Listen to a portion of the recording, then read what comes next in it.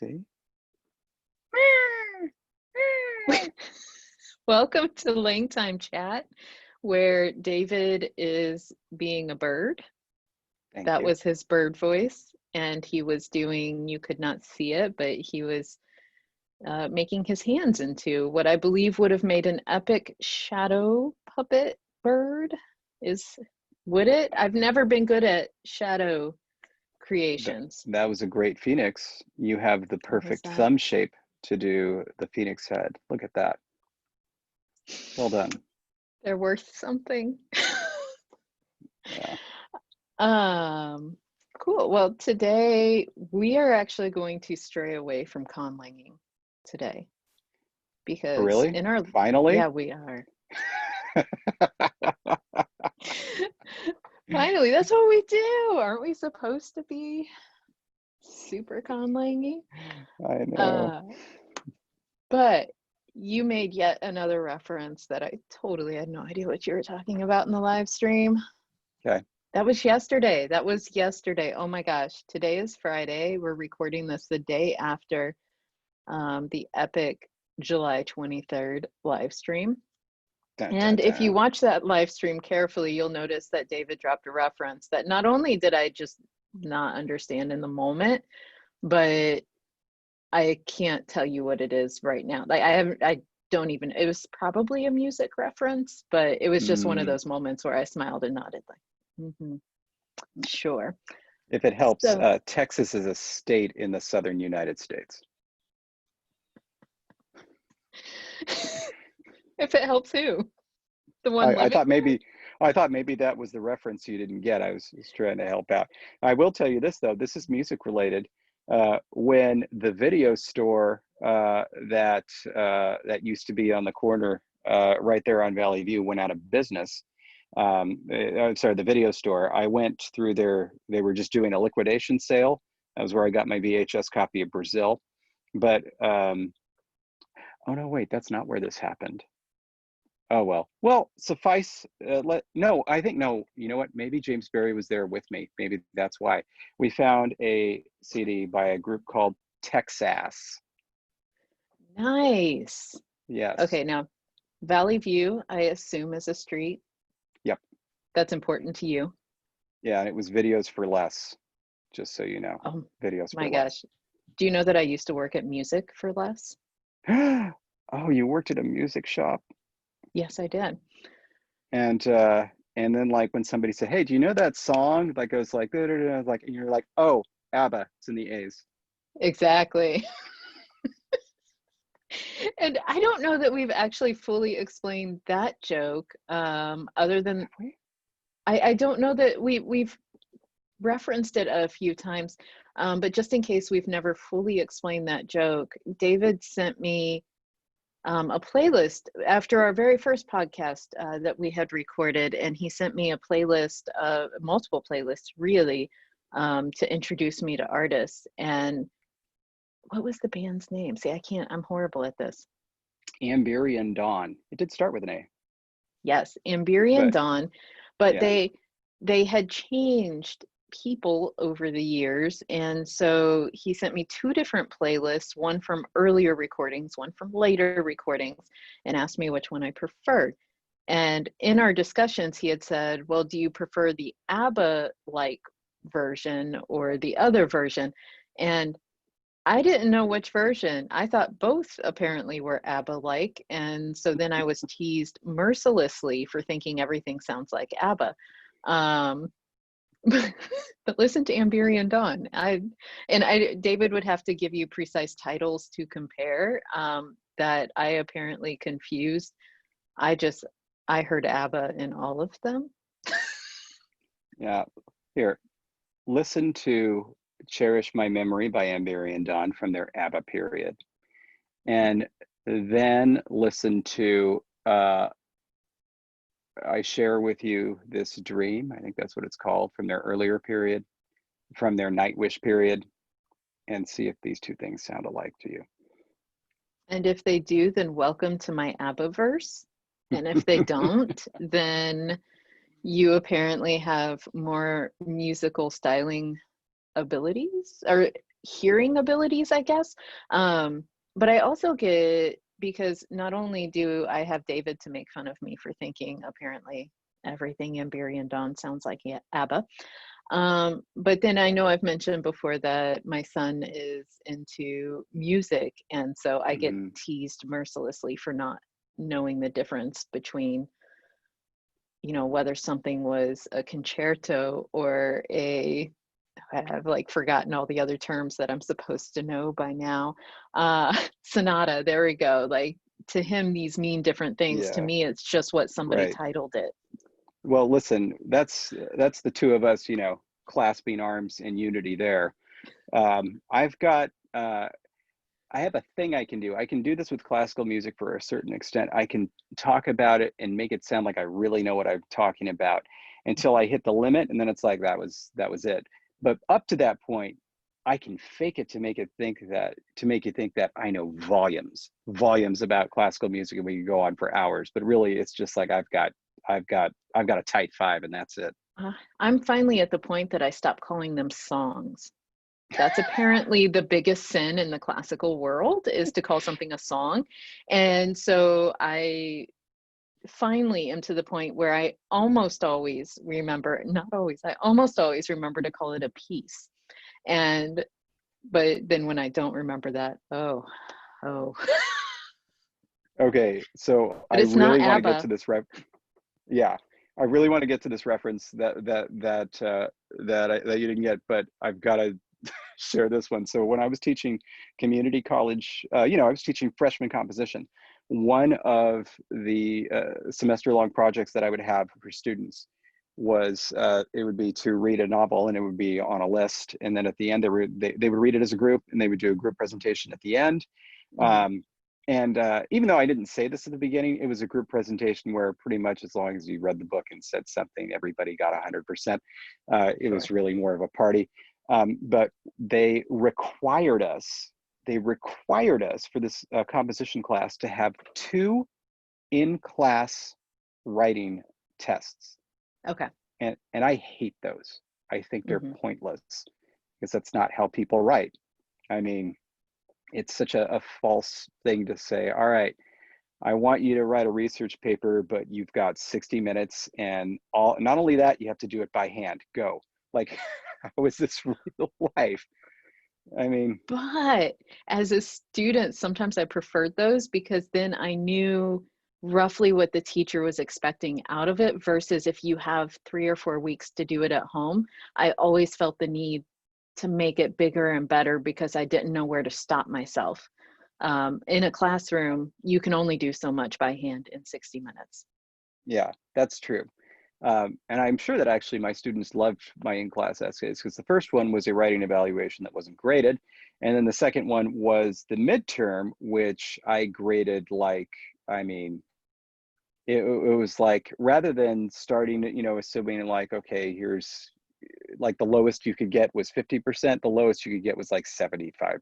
I really didn't grade those hard because I knew what they were up against. Well, anyway, this assignment that I did was I had them divide into groups. I had them pick a book to read, and it was books that I had read that were on the shorter side, that were classics, or good, written in English. And then I had them choose one for me that I hadn't read, and then I read that book. And so then I also did a presentation at the end and also got to Nice. read more. That was the reason I read Naked Lunch. They were unkind one semester. Now I've read it anyway. I've But never, so I so don't have one that reference semester, either. oh God, you don't need it. Don't look it up. I beg you. Um, Done. so one semester I introduced this project, and one of these students who was he was a very like self-professed free thinker, independent. He raised his hand and he said, "Excuse me, these books that you read, can we read any biographies or autobiographies or historical texts?" And I'm like, "No, it's got to be from this list here. You're doing it as a group, and it's got to be something I read." It's like, "Are there any biographies on here?" It's like, "No, they're fiction." And he said, "Oh, a storybook?" Like, I haven't read one of those in ages. Like, wow. what a set down. Anyway, I want to feel like that's what a classical music fan thinks when they say, "Oh, that's a good song." It's a good storybook. Oh, Okay, well, that does give me a great context for maybe better understanding why they don't like pieces to be called songs. Um, I from guess I would still go apparently, with song. I mean, apparently I'm not enough of a musician to know that that could be a put down. Uh, so, like I said, I don't even remember the reference I missed. If you remember Okay. it, you can bring it up now. Oh, Otherwise, do you remember it? no, I thought you were going to tell me what the reference was. No, I told you at the very Oh, beginning. I was like, I missed it so much that I couldn't even tell man. you what it is right now. But it got me thinking. Okay, It okay, got me okay, okay. thinking. Got it, So, got it, got like, it. it's the impetus for what we're talking about today. That's how you Mm. say it, right? Impetus? Yeah, yeah. Surely. Now, everything over 2 syllables, I have to stop and say, is that how other people say it? Because I It just happens don't to know all of anymore. us. I did I tell you about the first time I heard somebody say detritus? No, but I don't think I've ever actually heard it. Like, I've had, I feel yeah, like I've only ever seen it in writing. yeah, and I always said detritus because Well, it's because trash, detriment, right? Yeah, detriment, detritus. So it's like, detritus, okay, sure. trash or whatever. And then I'm sitting here with two friends walking along, and mentions the detritus, and I'm like, "Excuse me, detritus? Is this is this the god of trash?" And they're all Right? looking at me. I'm like, "What do you mean? Like that's not how you pronounce it, detritus?" And they're like, "No, it's detritus." And I look it up, and they were right. I was like, "Oh my God, never look Well, at detritus the same way." I'm on your side. I honestly never would have said it that way. And as I'm fairly certain I've never heard it pronounced in conversation. Maybe I've, randomly heard it in like a presentation somewhere or something, but in everyday conversation, I'm not sure I've ever heard it. Then again, if I heard it, I probably wouldn't have made the connection with detritus in my head and detritus Yeah, coming at me. right. Wow. Okay, well, I just learned something as well. Mm. Um, so the impetus, going back to that for today's conversation, um, is also not only based on me missing a reference, but finding out that you, when you were a child, had one of the same childhood dreams as I did, that we both wanted to be a like cartoon artist. Mhm. How Yep, did we not know this before? don't Um, know. so I was thinking of childhood dreams, and then I was thinking 80s and 90s, because I swear you and I experienced very different decades in the 80s and 90s. Um, very different. And so, like, my guiding question for today is, what were the 80s and 90s like for you? Yeah, that's yeah. that's my guiding. But I do also want to touch on this childhood dream. Was that one of many of your childhood dreams of being a cartoon artist, or was that just like your thing until That, you moved yeah, on? that was it. That was Okay. all I wanted to do. My only childhood dream from the time that I could even think about what it was that I wanted to do until the age of 16. And it was really a very specific event that had me move on. But I mean, like one of the earliest things that I had and did regularly that was my own was when I was in, gosh, was it as old as when I was in first grade?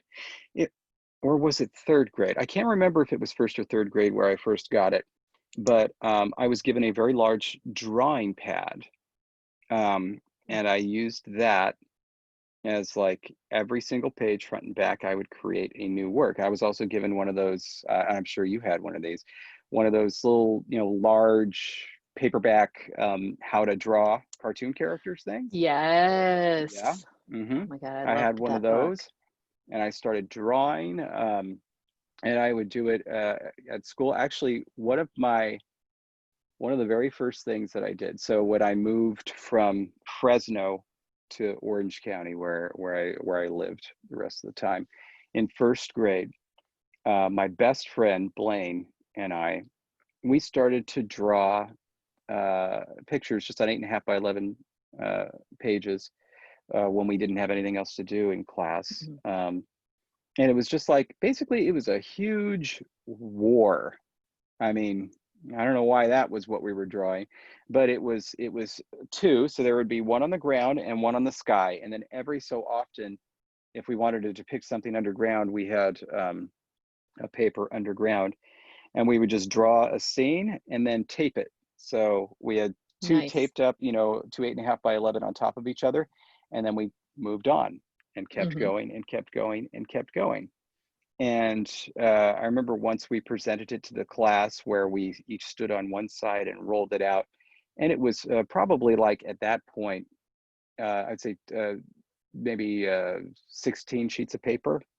Okay. And then, spread across so that you could actually hold it. And people were very surprised. But we kept at it for quite a while after Nice. that. I remember in second grade, I rolled it out across our driveway Oh my because gosh. it had well over 100 sheets of paper on it. I kept up with it and kept taping, and would store it rolled up. Right. Um, and Are there any yeah, pictures or anything that exist of this?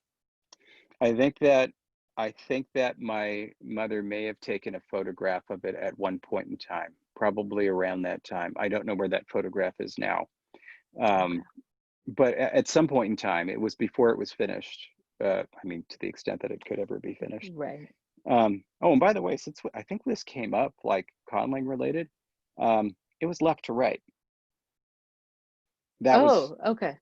that was the direction, even though it was just like a huge expanse. Like that was the direction Right. we felt made sense. You started on the left, you went to the Sure. right. Sure. That's Yeah, there was no writing, right? what's interesting is I at first when you said that I was confused what you meant by it, but because of course it was left to right because Right. that's how I Yeah. visualize paper. And that is interesting that it goes so far as to take over how you visualize an empty space. Not to say that all artists view it that way, but Right. I also wouldn't necessarily call myself an artist. But when I look at a blank sheet, I do think left to right. That's interesting. Yeah. So, Wow. you know me, I can keep talking for ages. What about you? So nothing, I don't think quite as exciting. I was enchanted by cartoons, Disney cartoons when I was younger, Hmm. and so my earliest drawings were me trying to recreate, popular cartoon characters, like Pluto and Donald Duck. Yeah, just some of the Disney cartoon characters.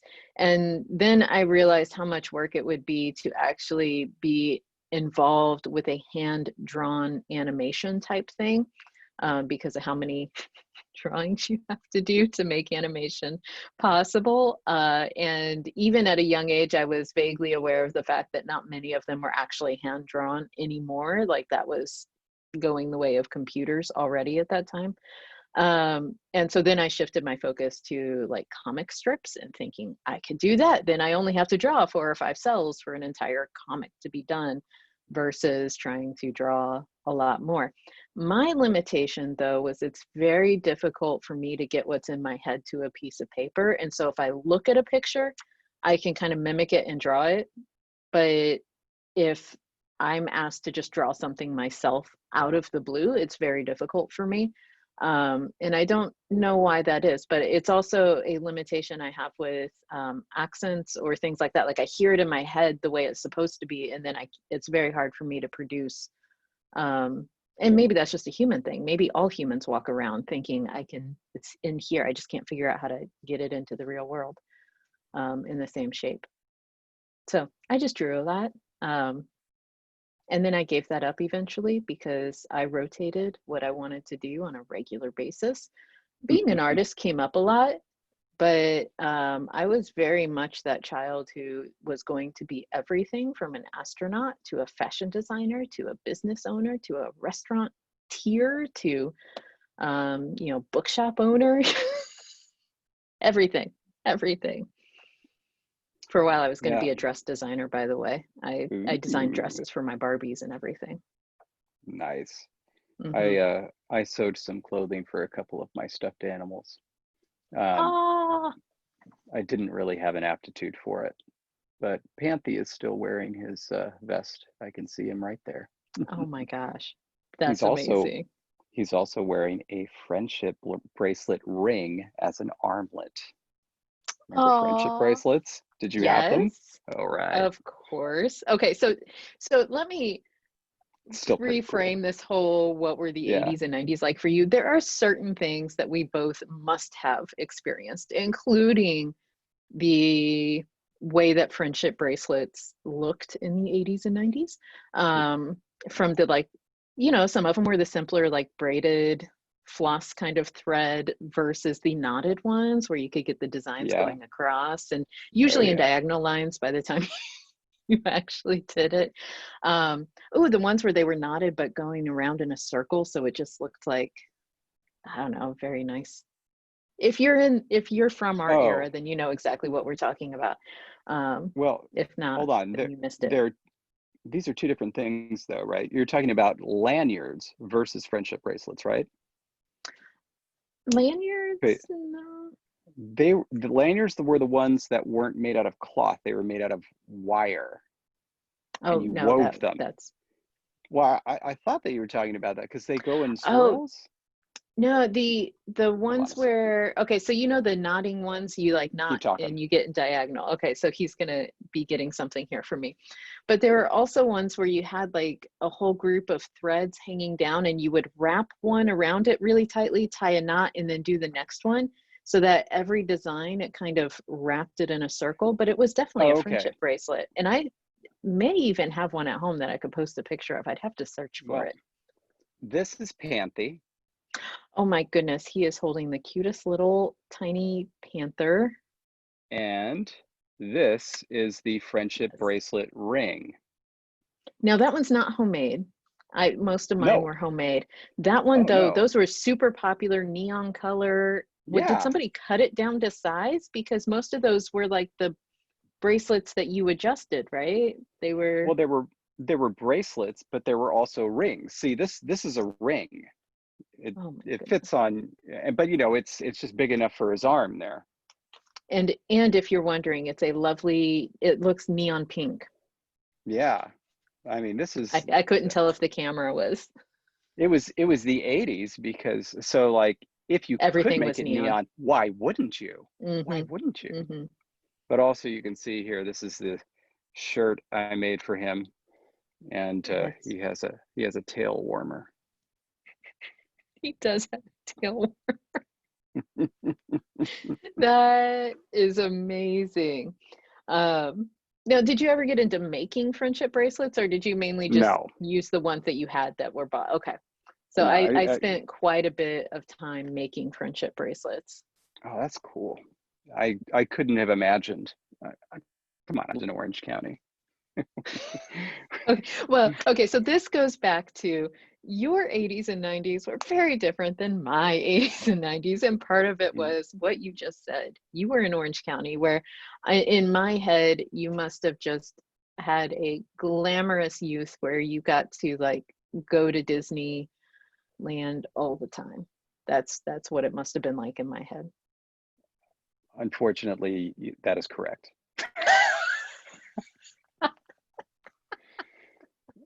I mean, Oh my it goodness.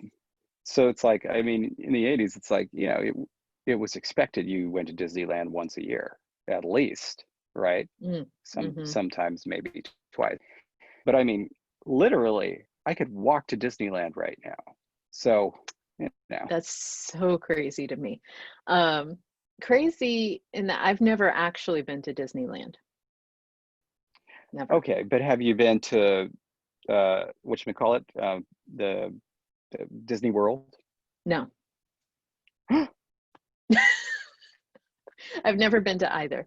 Also never been to what's the big one everyone goes studios. Universal Studios? There we go. Never been there. I don't know if that's part of Disney World. No, no, but also Okay. Universal Studios, not a big thing anymore. I mean, it still exists. And then of Okay. course, Harry Potter World gave them a little bit of a boost. Mm-hmm. And I have been, oddly enough, I've never been to the one here. I've been to the Harry Potter World twice over in Orlando. And I have to say they did a great job. But it does take you out of it a little bit being in Mm. Orlando, where it's 11:30 at night and you're in Hogwarts and it's like 85 degrees with the humidity at 800%. Yeah, so I've been to Orlando once. And I went there because my dad was going to be there for a baseball convention for coaches. And so my sister had decided that she and her family would come down. So I was like, Will and I are going to go out and be there too. So we all ended up converging on Orlando.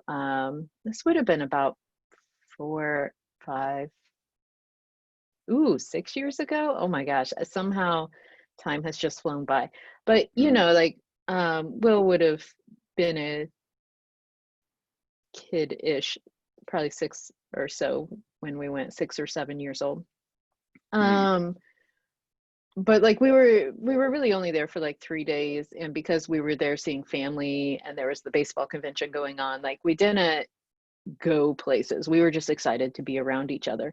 But it was January, like the very first weekend of January, so right after New Year's, and it was already in the 90s, and I was horrified because I was like, how do people come to Florida ever when it's January and in the 90s, and like walking from one building to the next, I just was like sweating and drenched, and I hated life and I hated Yeah. everybody. And so, even at night, it would get a little bit better at night, but you're right. It doesn't get so much better that it's comfortable to be like out and doing things. It was comfortable to be out and like grilling food and sitting, but not comfortable to have to like do things. And so I have no desire to ever go back to Florida. And so Disney World didn't go the one time I was in Orlando, which means I'll probably never go.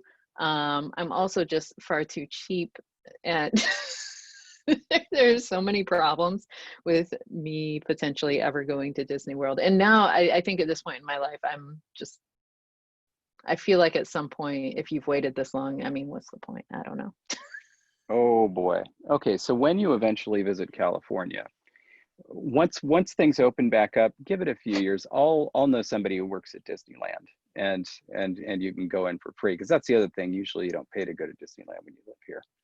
I mean, Oh, oh, but so funny story. Will has actually been to Disneyland. I have not, oh, because we actually lived in Long Beach for a month after he was born, if you didn't know what? that. Yeah, okay, so What? just now I'm telling you The this. city of my birth?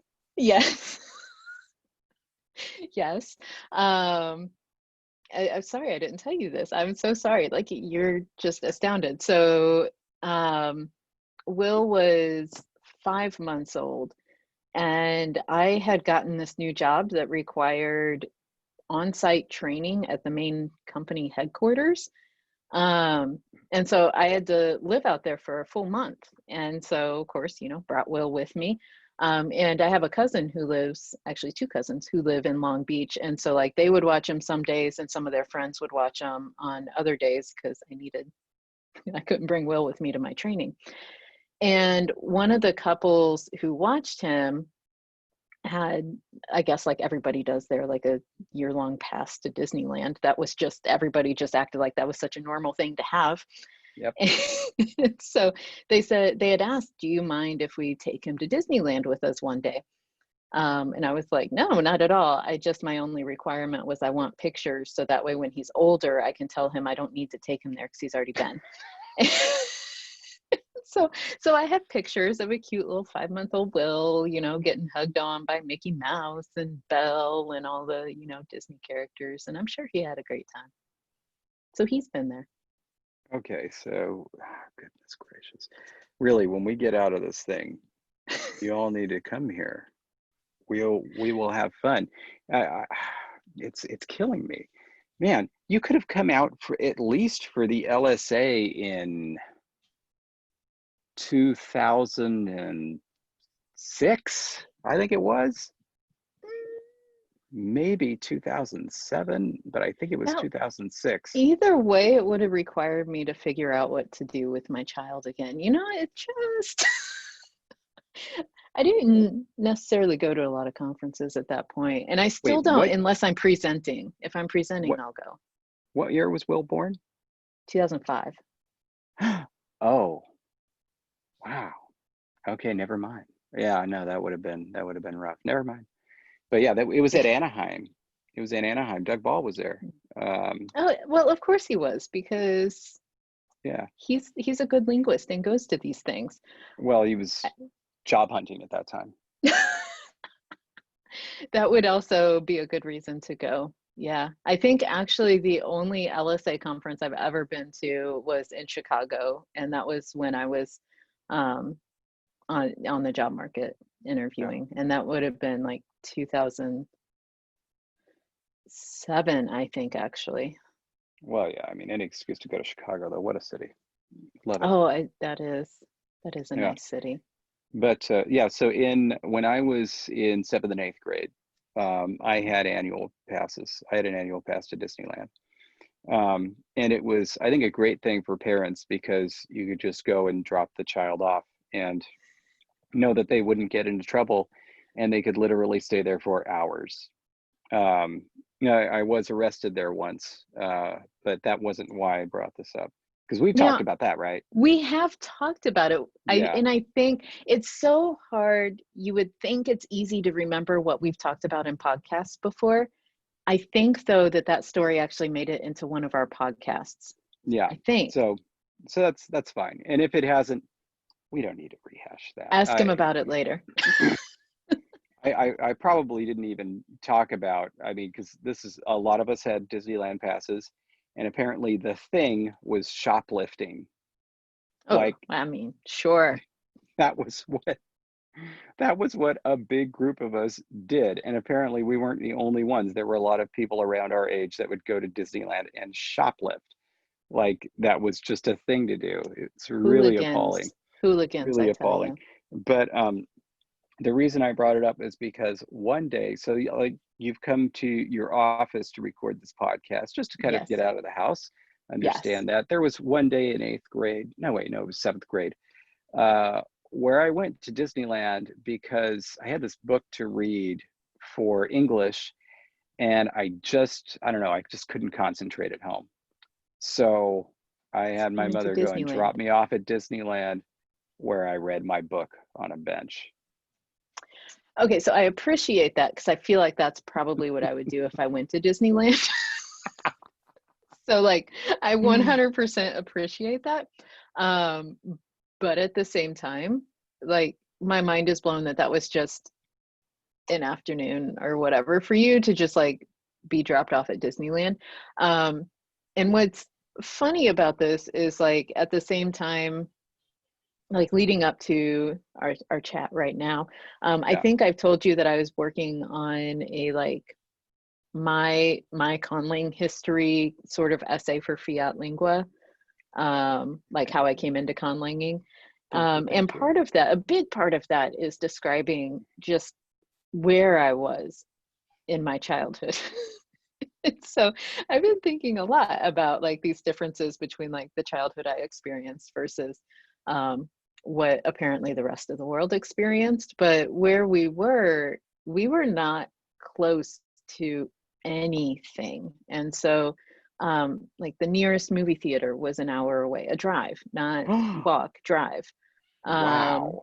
The nearest mall was over an hour away, and honestly, now that I've Oh. experienced more of the world, it wasn't really a mall. It was a very small mall. And so like, please understand, I'm using that term lightly. The closest real mall would have been at least an hour and a half away. So it was like 90 miles, kind of hour and a half away.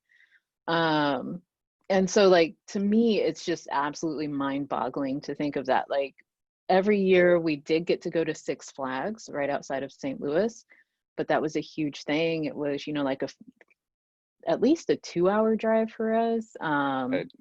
So about 2 hours away from where we lived. And the only reason we got to go was because we like in school earned super reader points, and like you got free tickets to Six Flags. And so like it was free. And that's really the only reason my parents ever would have taken us.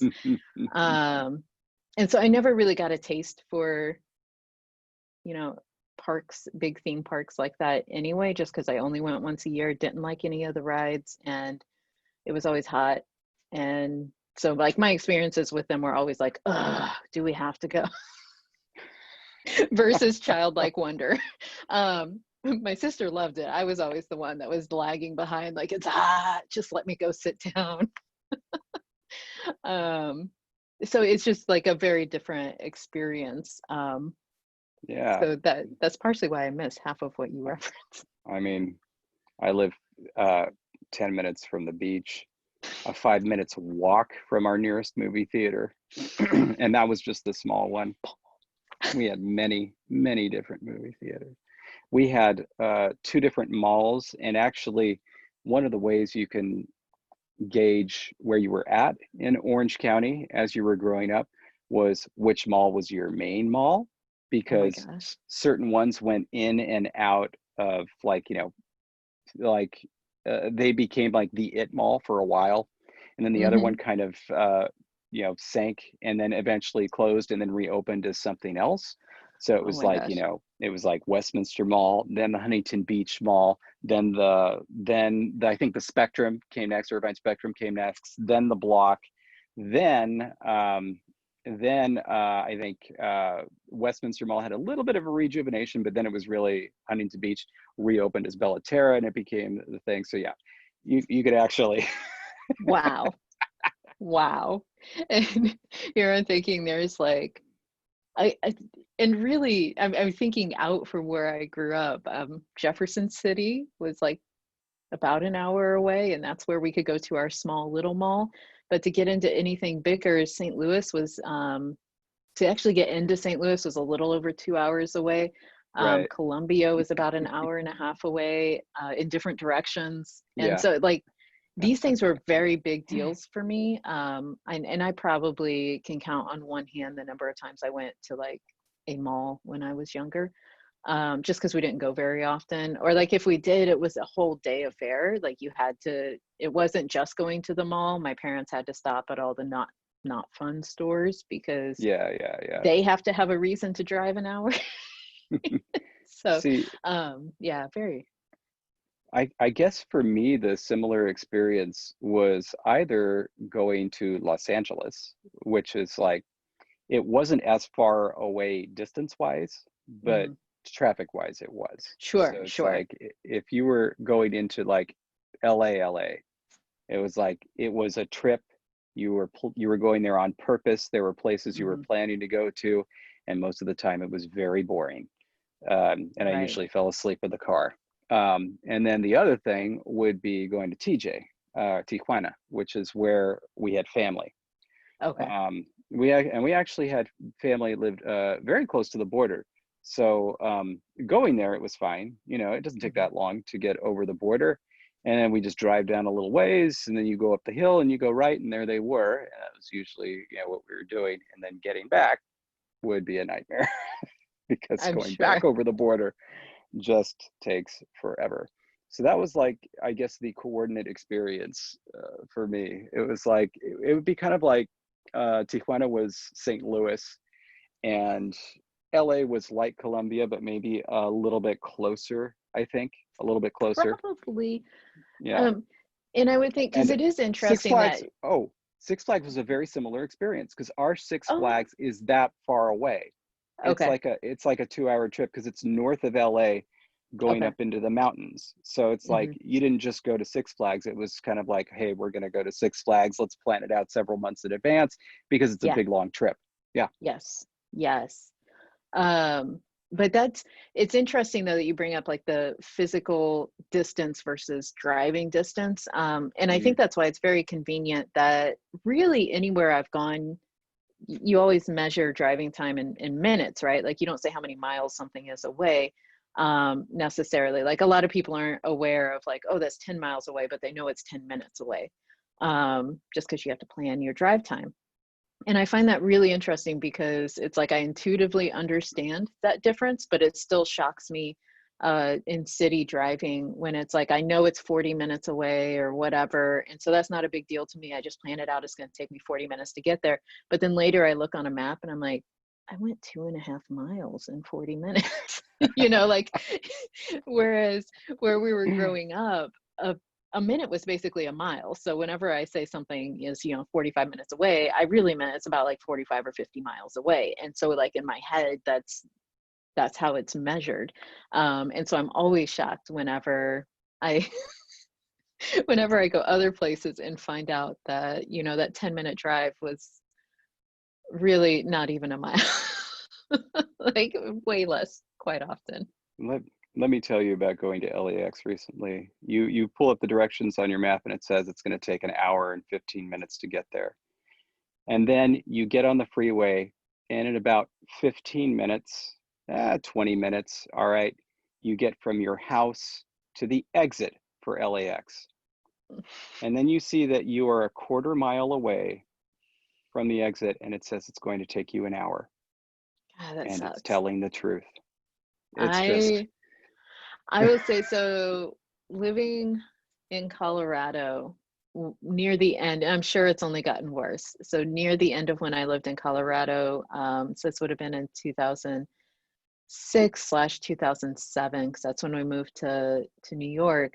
Um, Driving on I-25 anywhere into or out of Denver, it would be like you would just be sitting there. And any time of the day, you just always knew that if you're on I-25, you're just going to be sitting. Um, and is it that the just part always, is it the part with the tunnel? there is part right there where it goes under a lot of bridges. Uh, is that an ant? Goodness gracious. What are you doing here? Nothing good. And if it were a Texas ant, it would be biting you right now, and it would It was, cause some it was, crazy itching. it was a tiny little guy. But I'll have to look into that. Anyway, but there was a big long tunnel to get into Denver, and I remember we were just sitting there. It took like 2.5 hours, and it Yeah, was almost completely stopped.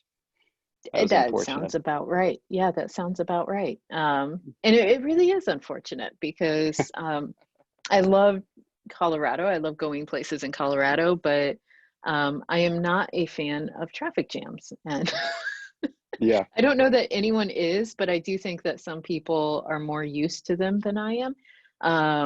And so now it kind of cracks me up because there are days when, especially when like the college students come back into town in a normal year, I have no idea what it's going to be like this year, but in a normal year when the college students come back, we have a lot of, and I'm going to do my air quotes here, traffic jams in Nacogdoches. Mm. But that of course means that, it takes you 10 minutes when it would normally take you 2 minutes, and it's really frustrating. But I'm also only going this really short distance. So, like anybody from outside our area would think, well, that wasn't bad at all. But in my head, I'm thinking, oh, I can normally just drive straight through. So I cannot remember if Aaron told you about this, but it was extraordinary. Aaron, so when we were in graduate school, Aaron took a cognitive science class in the cognitive science department that was taught by a famous cognitive scientist. And I'm not remembering exactly. Was it Gilles Fauconnier? Can't remember. But there was a, If it was, holy crap, got one of I know, his books over here on my shelf. yeah. So if he's at UCSD, then yeah, it was him. Gosh. Yeah, that was him. That was the professor. Oh my Yeah, gosh. I know, That's right? freaking So fantastic. Okay, go on, go on. it was a cognitive science class, and it was about metaphor, and it was a graduate level class. Um, and but there was this student in this class who Aaron at the time surmised was in his later 60s, and nobody knew him. And so what they thought was perhaps he was a professor from some other department. He talked about physics, so they thought physics, who was just taking the course for free for fun. Sure. Um, and he would often interrupt discussions with asides that he thought were relevant that were not relevant.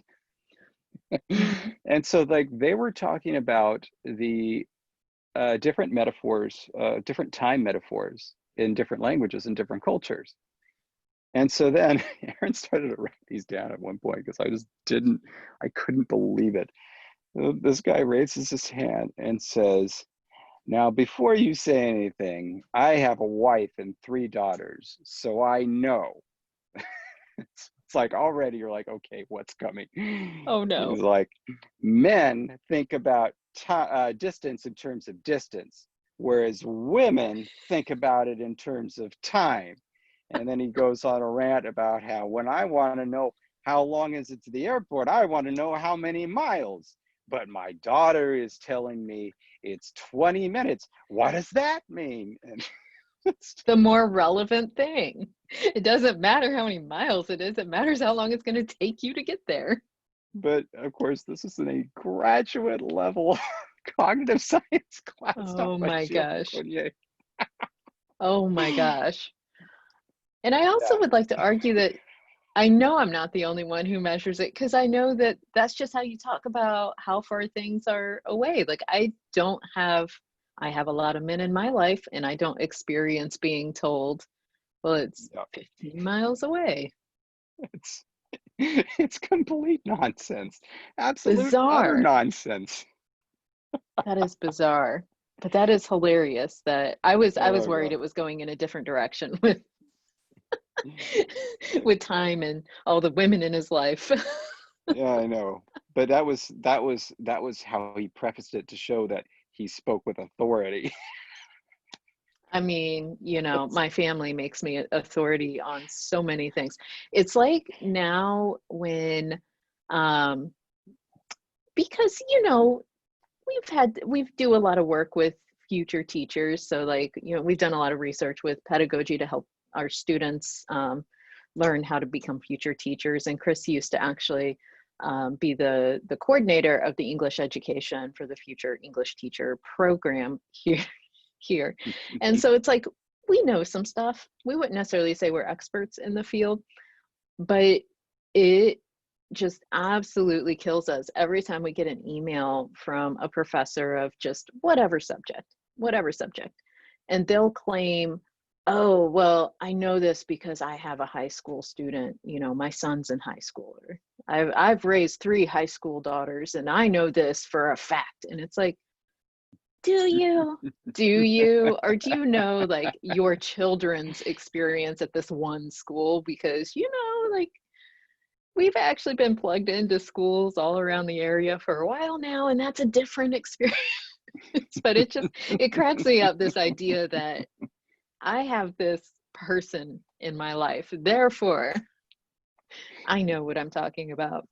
Yeah, yeah. One thing, especially, I think being a parent should help to teach you this, especially if you have friends who are parents at the same time, that it is super obvious that not all kids are the same, no matter what you're doing, Hmm.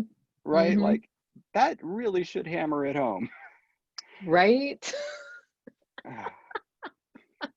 Or hammer it home that, I mean, anybody who has a kid, if they're raising them with another person, it should hammer at home that people have very different ideas, you know, when it comes to the world, to everything. Yeah. Because I think it comes out much more clearly when you're trying to raise a child with somebody else. You're like, wait, that's how you would take care of this situation? Um, anyone in a co-parenting situation knows what I'm talking about.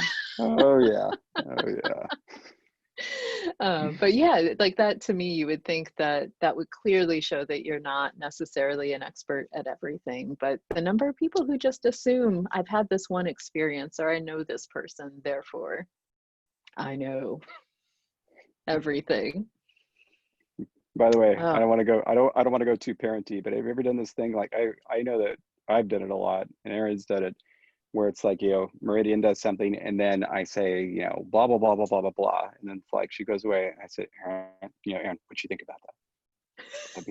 Was I being fair? Was that right? but it's always a good question, right? Yeah, normally, I think we've had very different, probably very different, because I feel like Chris and I are more of the like, he'll one of us will decide something and the other one will just stay really quiet until like much later and be like question each other, why did you think that was a good idea? Yeah, I think it's also interesting to see some of the differences, and this is just my perception. I feel like I'm easier on Will than Chris is, and I wonder if we had a daughter, if it would be switched. And so Mm. like I never know if there's any sort of like connection between that perception of what kind of parent you are based on who your actual child is in that moment. And so I very much wonder how I would be as a parent if I had a second child or just a different child. Well, that's also the type of thing where it's like something happens and maybe I'm like, oh, that's fine. And then I get from a look from Aaron, I'm like, or maybe it's not. And I feel like that's exactly the opposite, where I'm thinking, oh, it's okay, baby, it's okay. And then Chris is like, no. And I really wonder if that has something to do with if moms tend to be easier on sons versus, the other way around. I don't know. Right. It may just all be in my head, but We need to do a study. We need to get statistically significant data, and and then we can say, for at least this group, for, for this study of these particular people. Oh man. we can say with some confidence that, but Very so, little confidence that in these particular situations, this is how they behaved. Of course, they knew they were being recorded, so that also changes.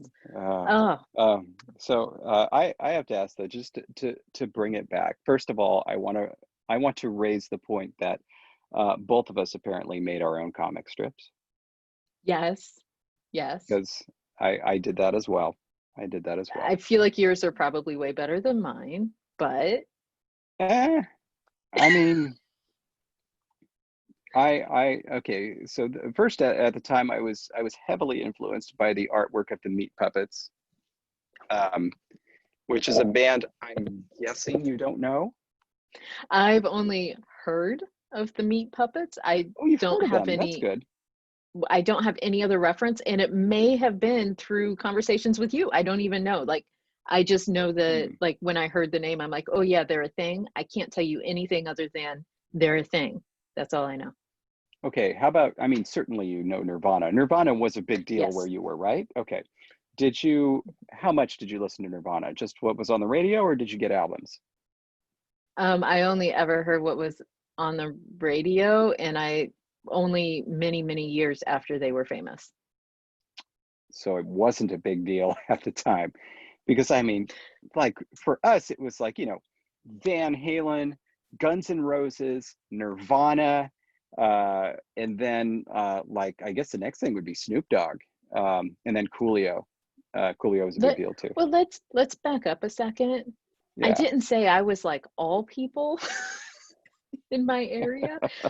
Me in particular, 80s, 90s, especially early 90s, late 80s, early 90s, when I would have been picking my own music. The music I listened to, partially because of what my parents listened to, oldies music. So I knew a lot of, 50s and 60s. I listened to a lot of country music, so I can tell you all about the popular country songs of that time. Achy Can't tell you Breaky what was Heart. going on in others. Well, that was like getting into the 90s, and that's almost not country anymore. But yeah, yeah, I could talk about that. But we could also talk about better country songs. Sorry, Billy Ray Cyrus, but I feel like there's better typical country songs. Let's talk about Reba McEntire, Travis Tritt, Brooks and Dunn. So many better things we could be talking about. Anyway, Those are names I um, know. yay! And also a lot of church music, and so like Mm. gospel or like Sandy Patty, those kinds of people. So that was my musical background, I only ever heard the other ones very rarely, like from students, or like later when we started going to school dances. And so like people would be talking about these things at school, but like I wouldn't know who they were or what connection they had or what they were talking about, really. So like same for like shows like Saturday Night Live. People talked about it at school, but I had never seen an episode until much later. Okay, so now, okay, I'm just going to hurry through this because now I want to get to the real question here, because Okay. it's just been raised and now I just have got to know. But basically, you might have known the Meat Puppets if you heard their song Backwater. That was the only song that got radio played. It was great.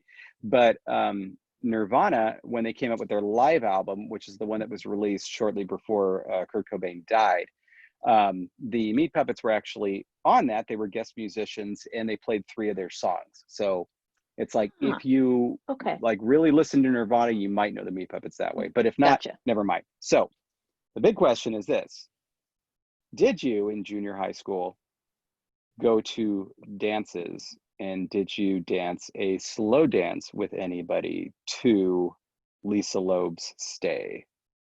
Yes. Okay, we definitely grew up at the same time. Also, Bryan Adams, I Can Do Anything. Of course. Yeah. Not I Can Do Anything. No, anything everything I do for you. Everything I do, not anything. Everything I do it for you. Wow, sorry, that one just came out wrong when I said it. Now a very important question. Since you did have a dance to that song, was there a moment at the dance, because you know the song, everybody knows the song. Well, everybody our age knows the song. You know the moment where it kind of goes into the bridge, I would fight for you, my life for you, and so on. Okay, and then it goes, yeah, die for you. Okay, and all the music stops. At that moment, did you hear a bunch of voices singing along with it? Yeah. How do you, like, as you were doing that, I was lip singing, so nobody else got that performance, but like you can't hear that song and not participate. And Bryan Adams really had so many good middle school, early high school dance songs, slow dance songs, because after that there was also the Have You Ever Loved a Woman, that song. Don Juan DeMarco. Yep. And it's just like he just kept coming up with these great, really wonderful slow dance songs. And you know, I feel like there were probably only about 10 slow dance songs that got played every dance, because in between all the rest it was all, you know, faster stuff. And you couldn't have too many slow dances because, you know, half the time the girls were over here, the boys were over there, people weren't dancing together. So then this might be a difference. Did you get a lot of Boys to Men at your school or no? Yes. Okay. So, and my introduction to Boys to Men, beyond some of their songs that were played at dances, was on Full House, Motown Philly Back Again. Ooh. Because Stephanie dances to it on Full House. And so I was aware of Boys to Men and their cooler music, along with, of course, they had a lot of really good slow songs. Again, another great, oh my gosh, what was, the Back at One singer. The Back at One or Back to One, where it's like 4, 3, and then he counts backwards and he's like back at 1. Bobby Brown? Was it Bobby Brown? Sorry. No. I'm trying to think what that reminds me of. Belle Biv DeVoe? Poison. Okay. Thank you. All right. I know some stuff. Right on. I'm not saying I grew up in a box, but I did grow up in a very different area, and just different, I think, cultural input. Even though we had the American youth input, it was also very different input. But I can tell you all sorts of great music that was coming out of, you know, like, you know, Ferlin Husky and. That's a name I don't know. That's all right. Great gospel country singer. By the way, if you want to know our big star sighting, there was once when I was at a movie at our local movie theater, the one that's 5 minutes from my house, 5 minute walk, um, where while we were there, it was being whispered around the theater that the girl who played Stephanie was there. No. Did you In really see fact, her? I didn't because I had actually uh, I had procured a pad of paper and pen Just in because case. like as there were whisperings about, there was like, should somebody try to get her autograph? And somehow it ended up with me, and Sure.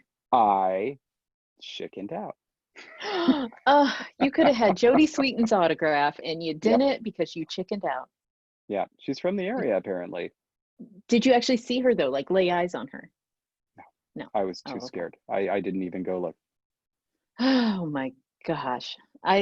Well, I say that. I would probably have had the nerve to go up and ask for the autograph, but then anything beyond that, I would have just been stuttering and like absolute brain. I'm not good around people who I have been like idolizing or whatever. And so like if I know them from like a distance or whatever, and I try to introduce myself, I get very awkward. Yeah.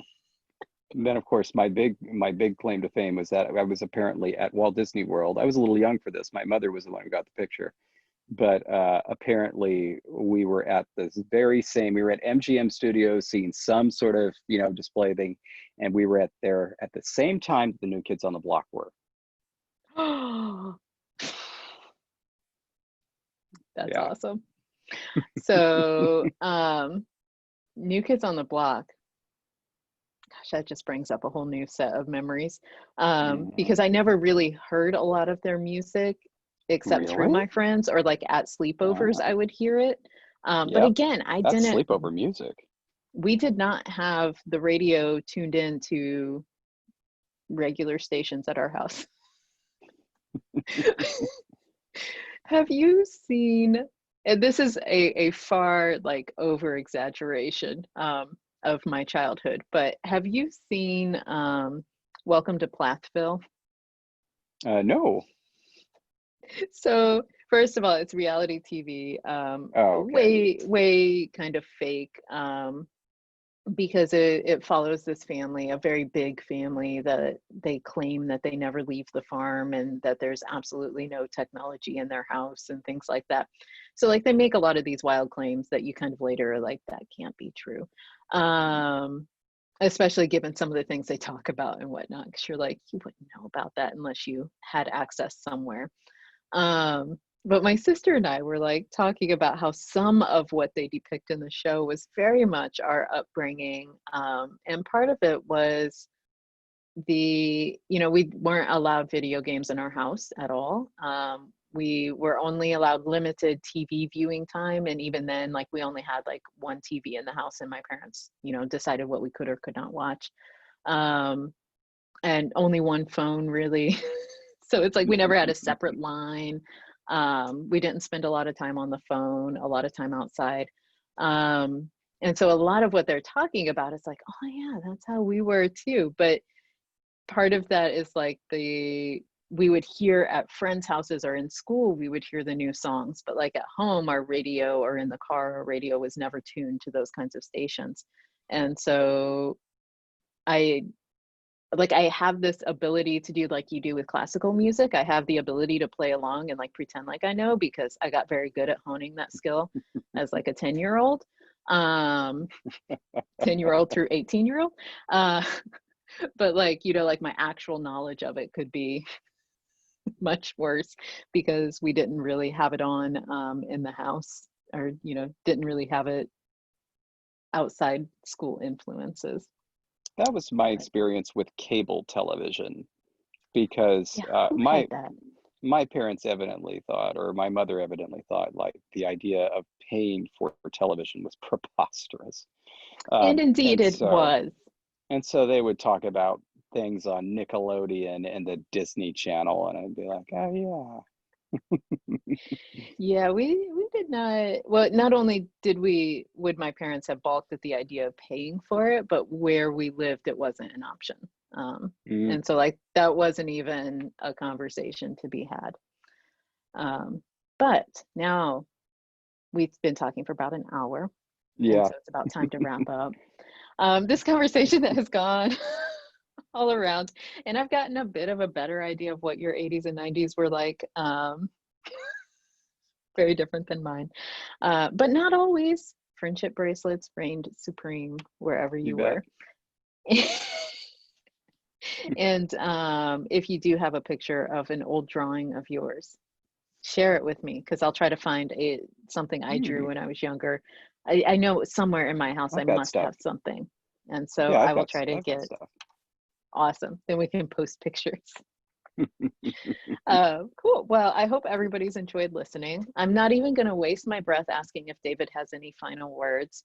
And instead, I'm Well, just going to go into the closing. Oh, he's cutting me off. Do you have final I words? I did, and this is what I wanted to say. Like I was just so I was so delighted by the drawings that you recently did, you know, for the Thank rabbits. And you. so like I'm just honestly, I'm over the moon. I'm tickled to death. And it's like if you think about like what is even the purpose of art, I mean, it's, for somebody to, maybe feel a little tinge of joy, and I certainly do. So I'm very glad that you're doing it. So thank you. Thank you. Thank you. Oh, wow. That just, well, now I'm going to be all awkward because I don't know how to take compliments. But thank you. You can't see me, but I'm over here waving my arms around. David's getting a little, I'm like a Muppet dance over here. But I'm so glad that it's spreading a bit of joy. And if anyone listening to this has any art that they would like to share, that is Ingala based, until we have future languages to have it based on other languages too, please share it, because it is joyful to share art. And stay grammar.